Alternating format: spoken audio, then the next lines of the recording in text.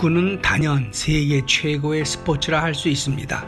그 어떤 스포츠도 축구만큼이나 전 지구촌의 열광과 영향력을 따르지 못하기 때문입니다. 하지만 축구는 전쟁의 속성과도 닮았으며 또 정치색이 짙은 스포츠이기도 합니다. 해서 축구전쟁의 역사의 저자 사이먼 쿠퍼는 축구를 국가 간 대리 전쟁이라고까지 했습니다. 일례로 네덜란드가 독일과의 경기에 목숨을 거는 것은 나치 치하에 처해 있었던 과거사를 서력하려는 무의식이 깔려있기 때문이라고 합니다. 이는 한국과 일본의 역사적 관계에 의한 감정처럼 각 나라마다 앙숙도 많아 경기를 치를 때면 그 치열한 반응이 나온다는 얘기입니다. 네덜란드 사람들이 독일을 가장 싫어하게 된 것은 제2차 세계대전 당시 독일 침공으로 수도 암스테르담을 점령당하는 치욕을 당했기 때문입니다. 네덜란드는 또한 스페인과의 관계도 만만치 않습니다. 스페인이 자국의 속령이었던 네덜란드 신교도를 가혹하게 탄압하고 저항 종교 지도자들을 처형하자 저항은 1572년 독립전쟁으로 바뀌고 일부 독립을 하게 되는 아픈 과거 역사가 있어서입니다. 마찬가지로 잉글랜드와 프랑스는 오래전 백년 전쟁으로 불리는 장미전쟁을 치르며 앙숙관계가 됐습니다. 이런 일도 있었습니다. 1982년 스페인 월드컵에서 마라도나가 이끄는 아르헨티나가 연패 끝에 맥없이 탈락했습니다. 이는 영국과의 포클랜드 전쟁 패전 사실을 모르고 있다가 월드컵 출전차 스페인에 와서야 비로소 그 사실을 알고 받은 심리적 충격으로 경기를 제대로 치르지 못해서라고 합니다. 이후 두 나라는 앙숙이 됐습니다. 더 나아가 실제로 전쟁으로까지 이어진 역사도 있습니다. 엘살바도르와 온두라스 두 나라는 1960년대부터 국경선을 둘러싼 분쟁으로 사이가 몹시 나빴습니다.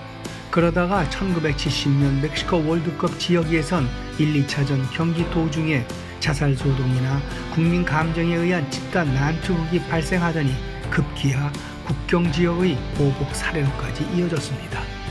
결국 3차 최종전에서 패배한 온두라스 정부는 이민정책 폐지와 함께 국경을 봉쇄해버렸습니다.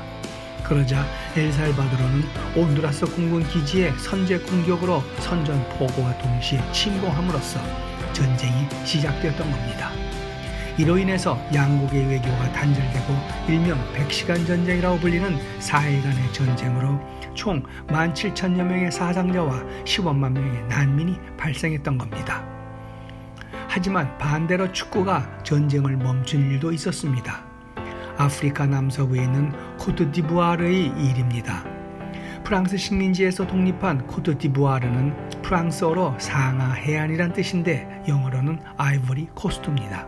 15세기에 세계에서 상하가 제일 많이 산출되어 그러한 이름을 가지게 됐습니다.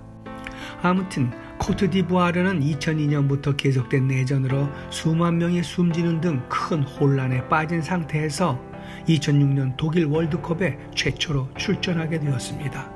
이때 축구의 신이라는 별명을 가진 드로그바가 무릎을 꿇고 본선 진출로 기뻐해야 할 지금 나의 가난한 조국은 내전에 시달리며 하루하루 고통 속에 살고 있습니다. 사랑하는 국민 여러분, 적어도 일주일만이라도 무기를 내려놓고 전쟁을 멈춰주세요 라고 호소했습니다.